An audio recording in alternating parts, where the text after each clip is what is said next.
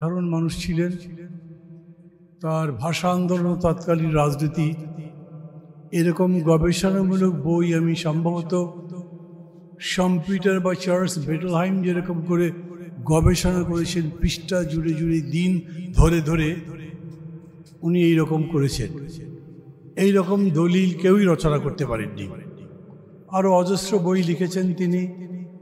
এবং সবচেয়ে বড় কথা হচ্ছে, ঠিক মৃত্যুকালে তার বয়স কত হয়েছিল আমি জানি না, এই তো কিছুদিন আগে তার ৯০তম জন্মদিবস পালন করেছিলেন।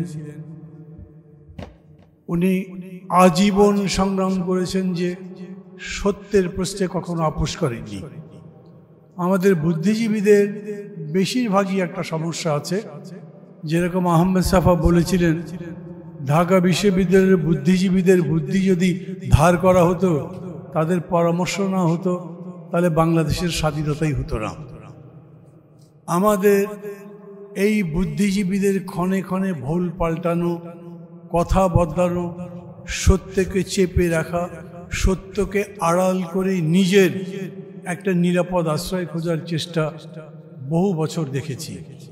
কিন্তু বদরুদ্দিন ওমর একজন মানুষ, মৃত্যুর আগের দিন পর্যন্ত উনি যেটাকে সত্য মনে করেছেন সেটাই বলেছেন এবং তার উপরেই থেকেছেন।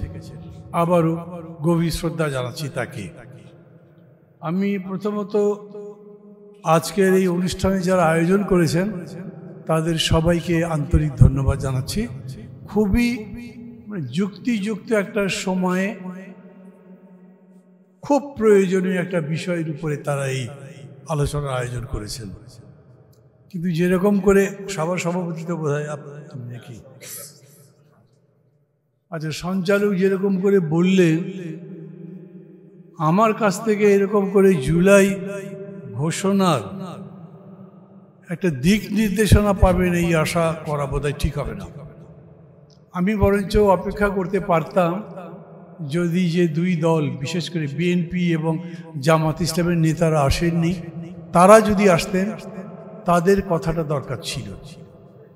কারণ সত্যি কথা বলতে আপনারা যে কথাগুলো এখানে বলেছেন, লিখেছেন, আমি তো সবার বক্তৃতা শুনিনি, শেষে ২টো বা ২.৫টা বক্তৃতা শুনলাম। তার মধ্যে থেকে যে আকাঙ্ক্ষা ফুটে উঠল, সেই আকাঙ্ক্ষার ঘাত প্রতিঘাত, মত পার্থক্য, যার কারণে ঐকমত্য হচ্ছে না, প্রধানত এই দুটো ধারণার উপরে, যে দুজন নেতা আসেননি। আরও আছে একটা দুইটা, তারাও থাকলে হয়তো ভালো হতো, কিন্তু যেহেতু তারা নেই, তাদের কথা আমি তুলে ধরব, সেটা যে কতখানি জাস্টিস করতে পারবো সে সম্পর্কে আমি খুব নিশ্চিত নই। আমি একেবারেই বিষয়ের মধ্যে থাকতে চাই। অনেক কথা বলা যায়, কারণ জুলাই অভ্যুত্থান একটা অবিস্মরণীয় ঘটনা। সারা পৃথিবীর মধ্যে এটা যেরকম আলোড়ন তৈরি করতে পেরেছে, আমাদের আগের অনেক ঘটনা, স্বাধীনতা যুদ্ধের বিষয়টা আমি বাদ দিচ্ছি, হয়তো এখন পর্যন্ত আমাদের মনের মধ্যে এরকম করে নাই। এবং খুবই স্বাভাবিক, রক্ত দেওয়ার মধ্যে দিয়ে মানুষের প্রতিজ্ঞা দৃঢ় হয়, রক্ত দেওয়ার মধ্যে দিয়ে মানুষের জেদ চাপে বেশি, সে আরও বেশি সংকল্পবদ্ধ হয়। তো জুলাইকে কেন্দ্র করে যে আকাঙ্ক্ষা ছিল, তার ভিত্তিতে যারা দায়িত্বে এসছেন তারা একটা কাজ করেছেন, সেটা জুলাই ঘোষণা, আর একটা কাজ করছেন, শেষ হয়নি, সেটা হচ্ছে জুলাই সনদ।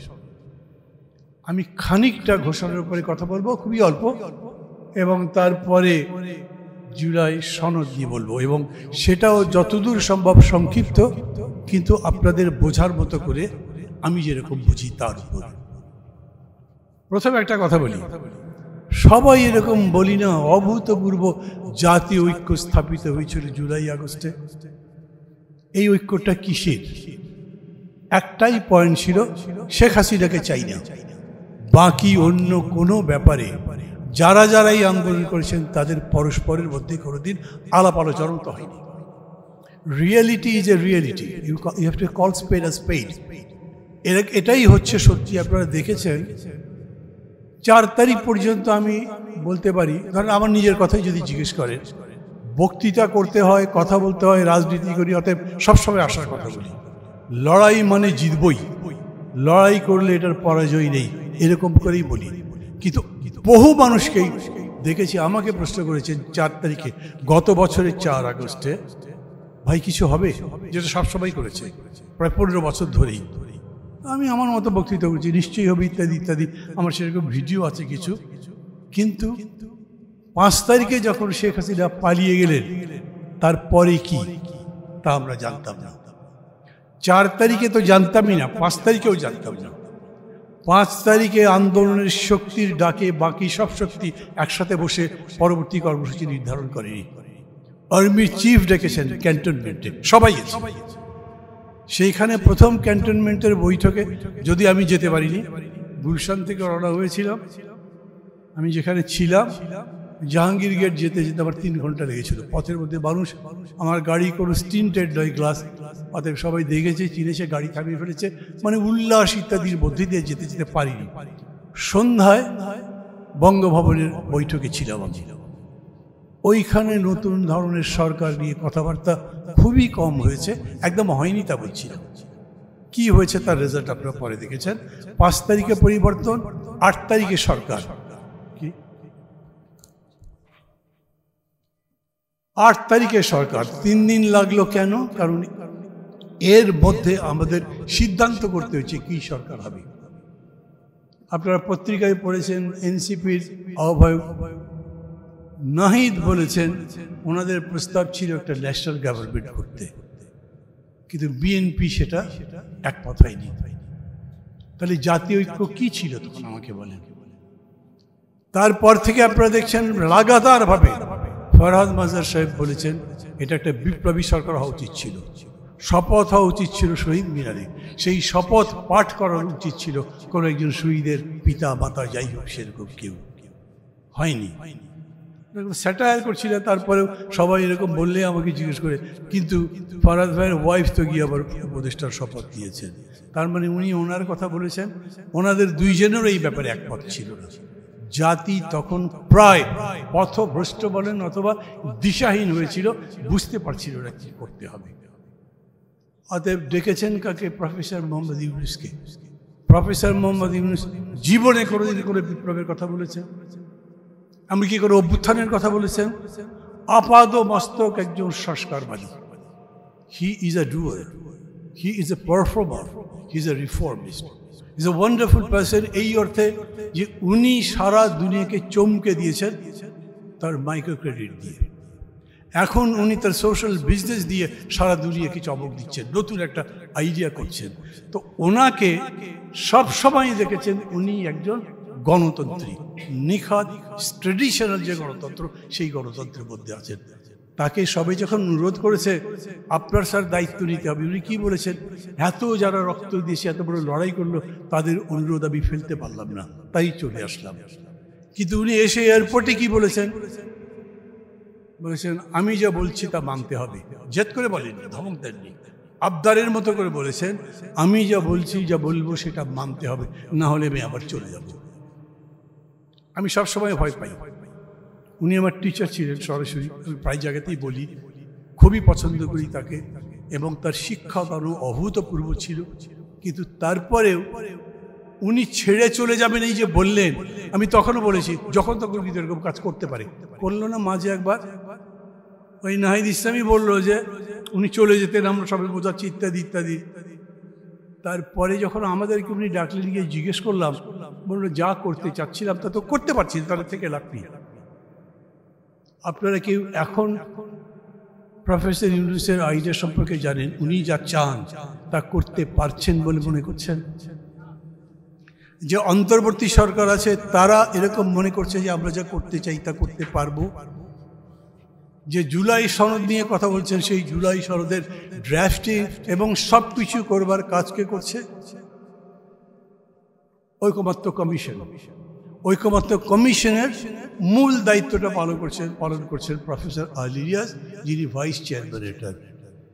প্রফেসর আলী রিয়াজের কি কথা ছিল? প্রথমে সেই বলেছিলেন রিরাইটিং অফ দি কনস্টিটিউশন, পুনর্লিখন করতে হবে সংবিধান। উনি সেই লাইনে গেছেন? যাননি।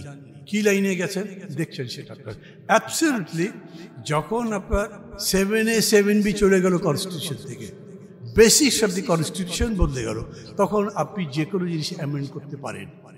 আগে যখন বেসিক্স অফ দি কনস্টিটিউশন ছিল, তার মানে হচ্ছে এতগুলো জিনিস আছে, অলমোস্ট 1/3 অফ দি কনস্টিটিউশন, কোথাও হাত দিতে পারবেন না, কোনো পরিবর্তন করা যাবে না। কিন্তু সেটা চেঞ্জ হয়ে গেল এখন। এরপরে হলো আপনি সবই বদলাতে পারেন। অতএব ধারণাটা বদলে গেল। যদি সব অ্যামেন্ডমেন্টই করা যায় সব বিষয়ে, তাহলে আমরা তো অ্যামেন্ডমেন্ট করেই এটা সংশোধন করতে পারি। নতুন কনস্টিটিউশন লিখতে অসুবিধা কি? অথবা একটা গণপরিষদ করলে সমস্যা কি? সমস্যা একটা হতে পারে, আপনি তো প্যান্ডোরার বাক্স খুলে দিলেন। তখন যখনই আপনি বলবেন যে গণপরিষদ করবো, তার মানে আপনি নতুন কনস্টিটিউশন বানাতে চান। তো নতুন কনস্টিটিউশন যদি বানান, তার মানে প্যান্ডোরার বাক্স খুললেন। বন্ধ করতে পারবেন সে বাক্স? যারা খুলবেন তারা যদি বলতে পারেন হ্যাঁ আমরা বন্ধ করতে পারবো, তারা করুক। কিন্তু যারা ওই দায়িত্ব নিয়ে এসছেন, যাদেরকে এই শিক্ষার্থীরা এই আন্দোলনের নেতৃত্ব দানকারী নেতৃত্ব দিল, তারাই বলছেন তারা ওই পথে যাচ্ছেন না।